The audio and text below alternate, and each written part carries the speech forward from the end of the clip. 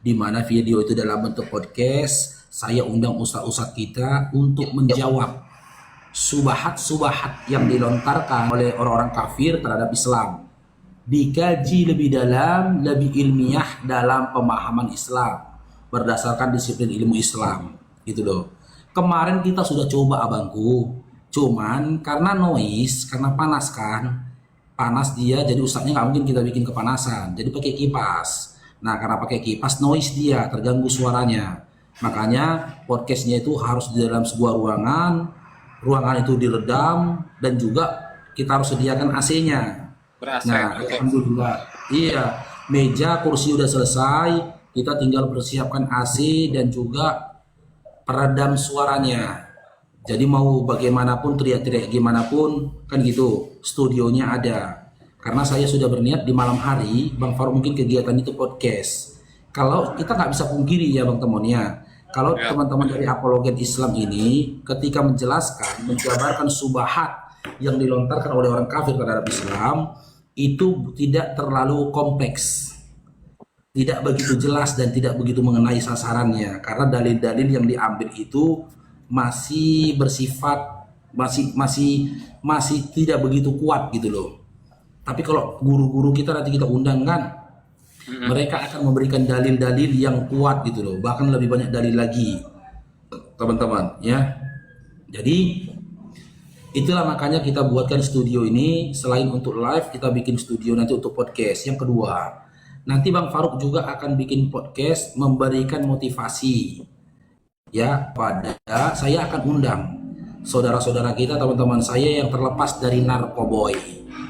Ada beberapa teman-teman Bang Faruk itu ya, contoh ya, mu'alaf yang ada di rumah singgah mu'alaf kita teman-teman. Kita mau mau berdialog kepada mereka. Kiat-kiat apa yang bisa mereka lakukan supaya mereka tuh ketika mereka tuh lepas gitu loh, lepas dari jeratan narkoboy. Mudah-mudahan ya pengalaman mereka ya, masa lalu mereka itu bisa menjadi motivasi bagi orang-orang yang menggunakan narkoboy supaya terlepas daripada narkoboy. Yang ketiga, nanti mungkin konten dari podcastnya itu kita akan podcast kepada mu'alaf yang inspirasi. Kisah mu'alafnya itu luar biasa, kita undang, kita ngobrol di situ gitu loh teman-teman. Jadi mohon doanya ya, kita persiapkan dulu segala sesuatunya ya, tempatnya dan juga akomodasi yang lainnya begitu teman-teman ya. Hewan mati disebut bangkai, manusia mati disebut mayat, Tuhan meninggal disebut apa? Suka-suka mereka lah Bang.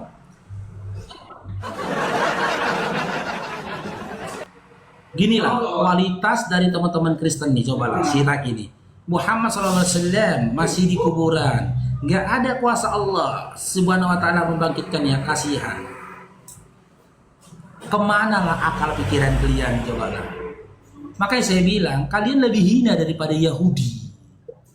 Yahudi itu tidak pernah menyerang Islam dengan perkataan seperti itu. Karena apa? Yahudi tahu Nabi Muhammad SAW itu manusia. Manusia lahirnya meninggal. Cemananya kalian. Cuman kalian paksakan Nabi Muhammad SAW itu dengan pandangan kalian yang menuhankan manusia. Dia manusia. Seluruh para nabi juga meninggal dunia. Manusia meninggal dunia kok heran. Tuhan meninggal dunia kok nggak heran. Makanya saya bilang, sampai kapanpun kok nggak bisa dikatakan waras. Kalian ini nggak akan bisa dikatakan waras kalau kalian itu masih oten. Manusia meninggal dunia, kalian heran. Tuhan meninggal dunia, kalian percaya. Kan aneh kan? Aneh, rendah sekali. Rendah sekali cara berpikir kalian. Gitu loh. Itu makanya saya bilang, kalian ini adalah umat yang keterbelakangan mental. Keterbelakangan mental kalian. Manusia meninggal, kalian heran. Gitu loh. Tuhan meninggal, kalian gak heran. Di manalah akal kalian? Musa meninggal, apakah saat ini Musa bangkit? Enggak. Tapi orang-orang Yahudi tak masih meyakini dia adalah nabi dan rasul. Paulus sendiri mati nggak bangkit-bangkit Paulus. Padahal Paulus itu pendiri Kristen loh. Di mana kuasa Yesus? Di mana kuasa Yesus? Masa Paulus mati nggak bangkit-bangkit? Selamat sore. Pemikiranmu. Oke, silakan Dinda Lindung, Islam Kristen. Kristen. Silakan on cam Dinda, kalau mau berdiskusi Dinda silakan. Siap teman, siap. Waalaikumsalam warahmatullahi wabarakatuh. Ya, silakan Dinda Lindung, apa yang mau dibahas atau yang mau ditanyakan atau mau mengkaji tema kita silakan. Di situ Oten ajaran sesat kah? Ya. Membahas temanya? Bisa, kalau tambah yang lain mau jadi kayak mana siap ditanggapi. Oke, disimak ya. Ya, Lelindung ya.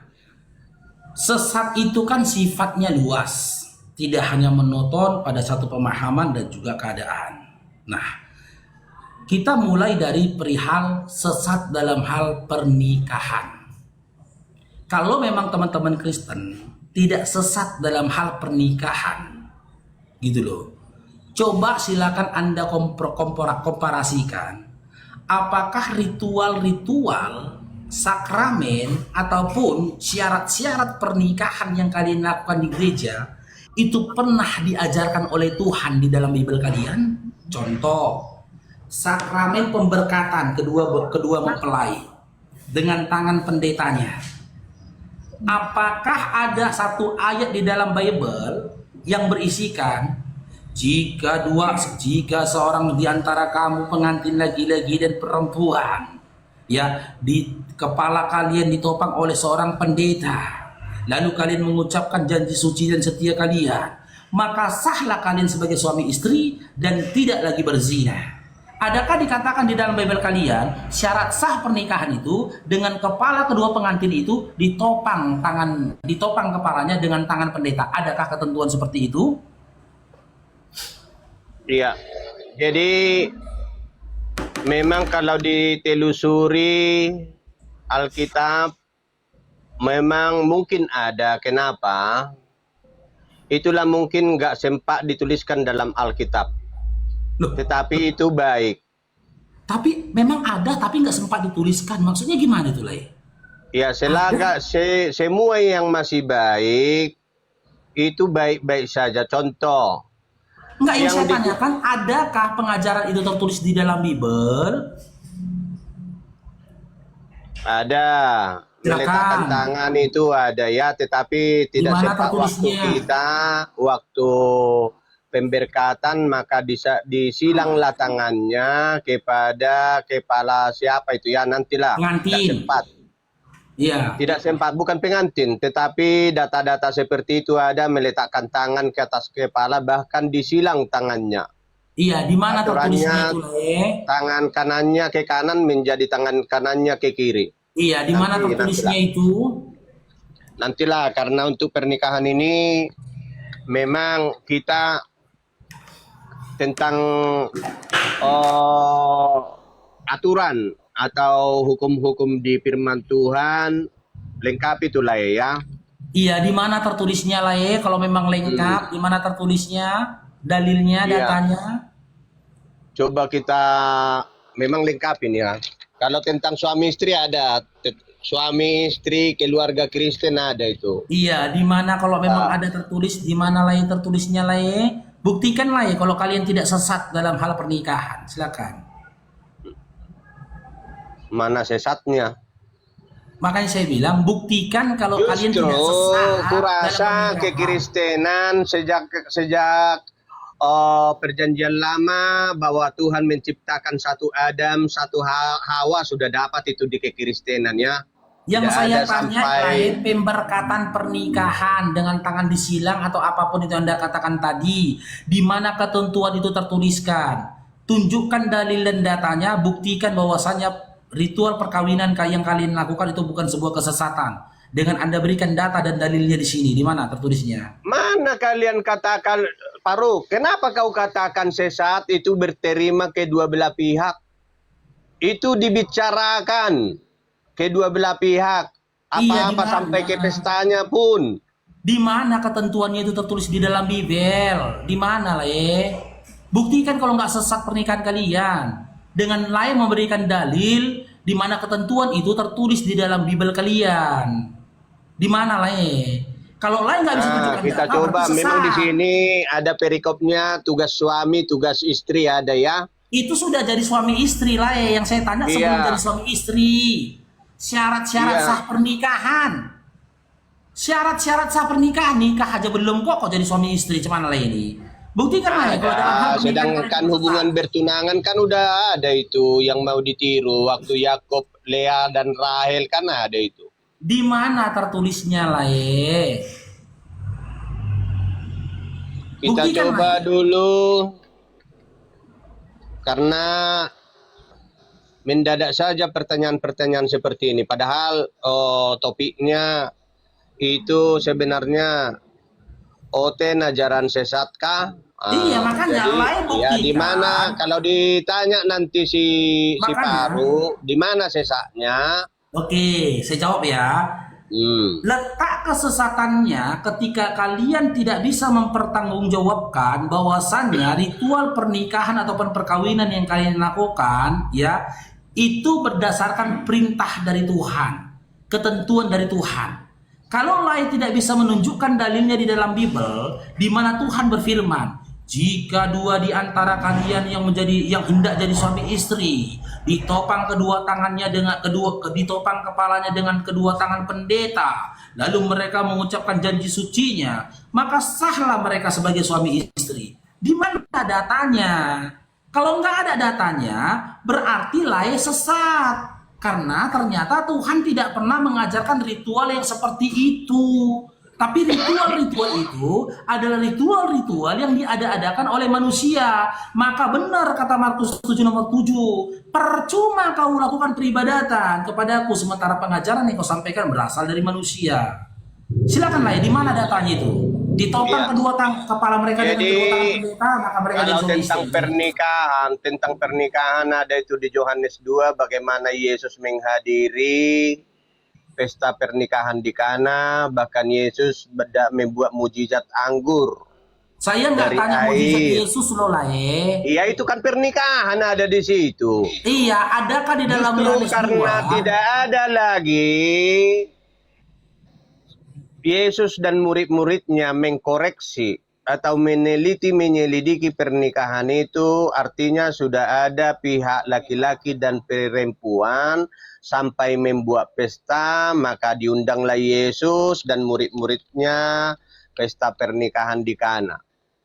Iya, Jadi, di mana? Datanya gini loh Lae. Saya sudah baca kitab Yohanes sampai selesai. Kisah di dalam Yohanes 2 itu mengisahkan ketika dalam acara pesta kawin itu tadi mereka kehabisan anggur, kan gitu. Topiknya itu mereka kehabisan anggur. Lalu Yesus melakukan mukjizat pertamanya dengan merubah air menjadi anggur, bukan dengan mengawinin orang. Itu iya, beda topik pernikahan Lae, beda orang itu konteks. memang sudah sah, apapun kritik dari luar memang itu sudah dikunjungi murid-murid Yesus dan Yesus memang sahlah pernikahan itu di surga dan di bumi. Ya sudah, di mana ketentuannya Lae bahwasanya pernikahan Kristen itu sah di surga dan di bumi ketika teman-teman Kristen melakukan sakramen dan ritual pernikahan seperti itu. Di mana ketentuannya Lae? Makanya saya bilang Kristen kalau ditanya tentang hukum meninggal. Teman-teman Kristen ini kalau ditanya tentang hukum meninggal.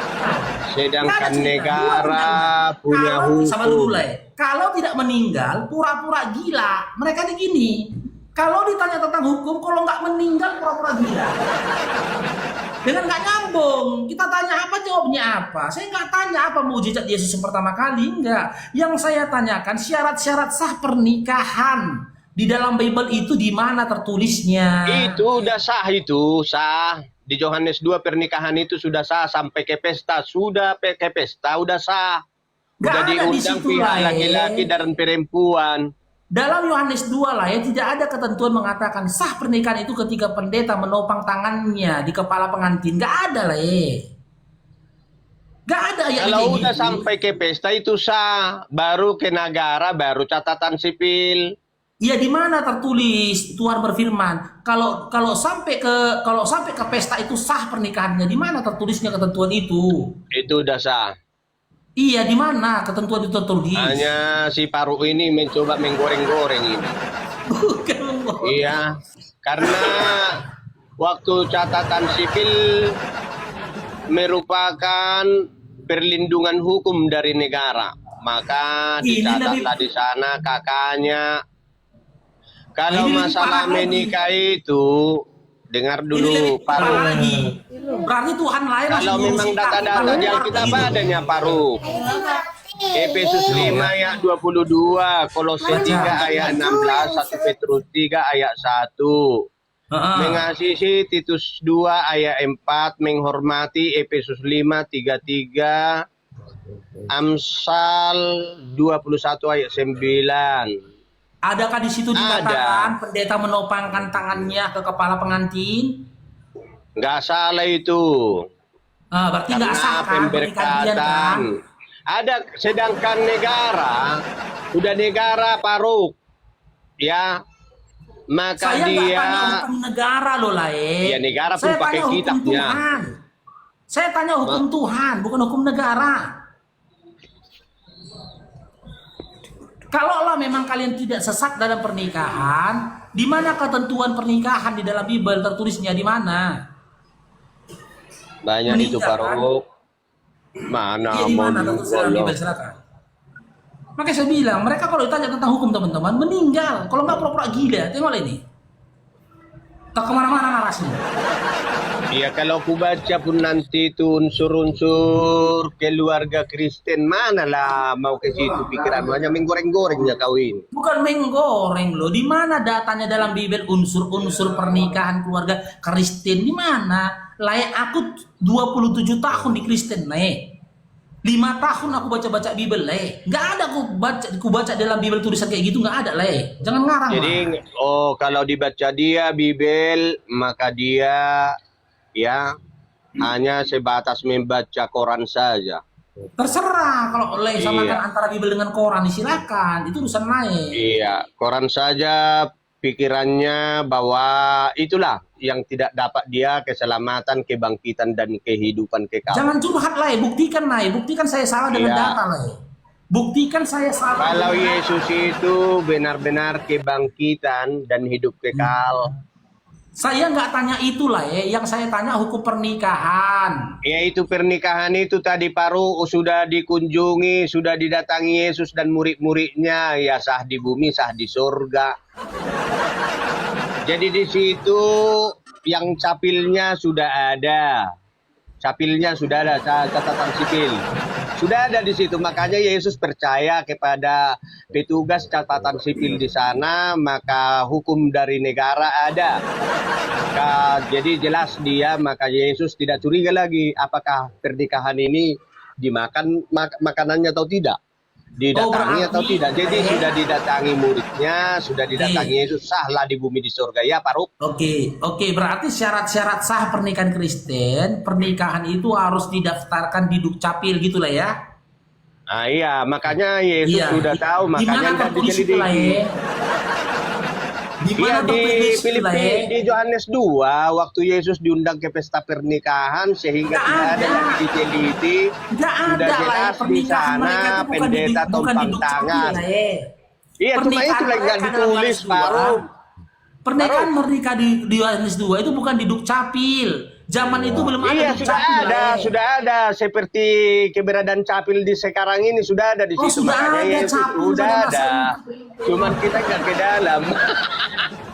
Kan kamu goreng-goreng, aku pun goreng-goreng bisanya, Paruk. Jadi yang di pesta pernikahan di Kana itu sebenarnya pendetanya meletakkan tangan, tetapi videonya nggak ditunjukkan. Oke, berarti lah ya, di zaman Yesus udah ada KTP sama kakak lah ya. Sudah. Oh sudah. Oh iya sudah. Ya menggoreng-goreng kita kan bisa. Makanya tidak diteliti bagaimana KTP suami, apakah sudah mencukupi umurnya, apakah istrinya sudah mencukupi umurnya atau di bawah umur. Jangan-jangan seperti yang tetangga di bawah umur dia. Jadi sudah jelas ya. Di zaman Yesus Udah ada KTP Udah sama ada, kakak. makanya tidak ada koreksi. Udah jelas semua ya. Nggak terbayangkan tuh gini lah ya. Nggak terbayangkan gitu kan. Itu narasi mak lah itu ya. Kalau di zaman Yesus sudah ada KTP dan kakak, kan Yesus punya KTP nih misalkan. Nama Yesus, tempat tanggal lahir, ya kan Bethlehem, ini. Pekerjaan Tuhan gitu. Di KTP-nya pekerjaan Tuhan.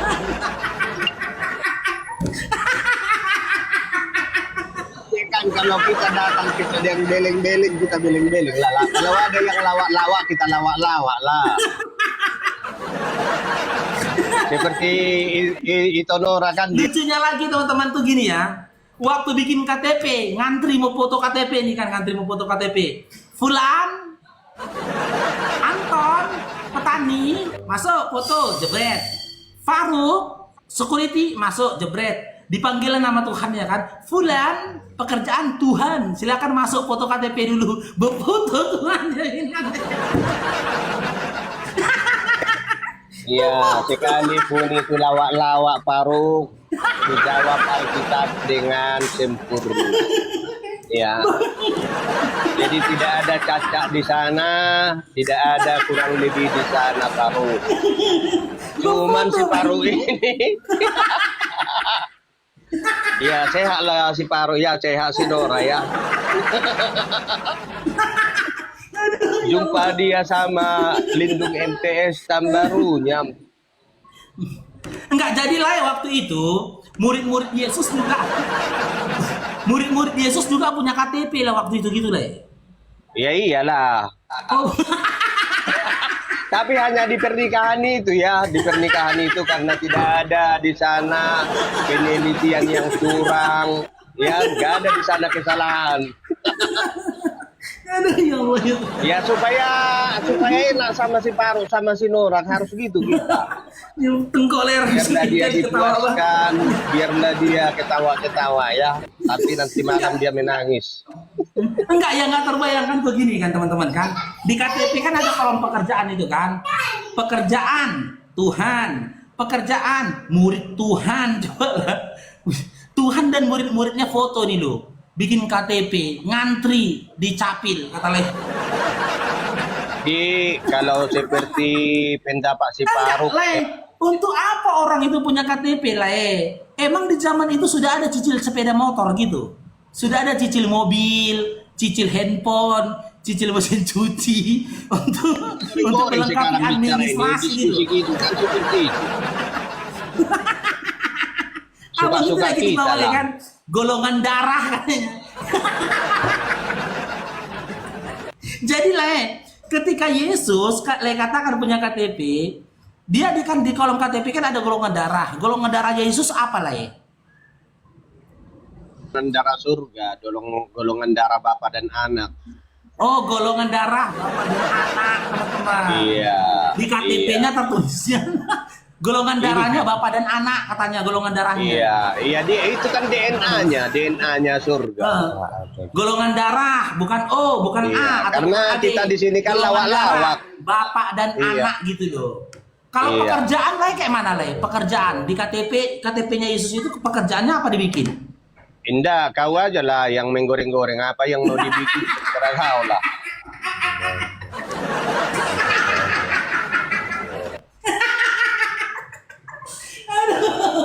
Aduh, makanya gue bilang. Jadi kurasa udah bisa ditingkatkan diskusinya, kita semakin naik serius ya. Karena si Faruk tadi sudah puluhan tahun membaca Alkitab, tetapi tidak ada dapat dia di sana untuk menghibur hatinya, untuk membangkitkan, menghidupkan. Jadi di sana hanya di sini mengkerdilkan, penolakan, dan juga tidak dihargai. Itu. Jadi ditingkatkanlah diskusi kita, komal kita, semakin diramekan, apa yang mau ditanya tambah serius dan serius. Tadi kita sudah banyak lawak-lawak. Iya, jadi supaya pekerjaannya jangan apa lah ya? Di KTP pekerjaannya apa? Yang menikah tadi, yang di Yohanes 2 itu, yang menikah. Tidak, di KTP pekerjaannya apa? Kan syarat nikah harus punya Mungkin yang KTP. menikah itu bisa berpesta karena korupsi, nggak ada ya. Enggak, Bisa maksudnya gini dana loh, Le. besar sampai anggur sebanyak Iya, itu.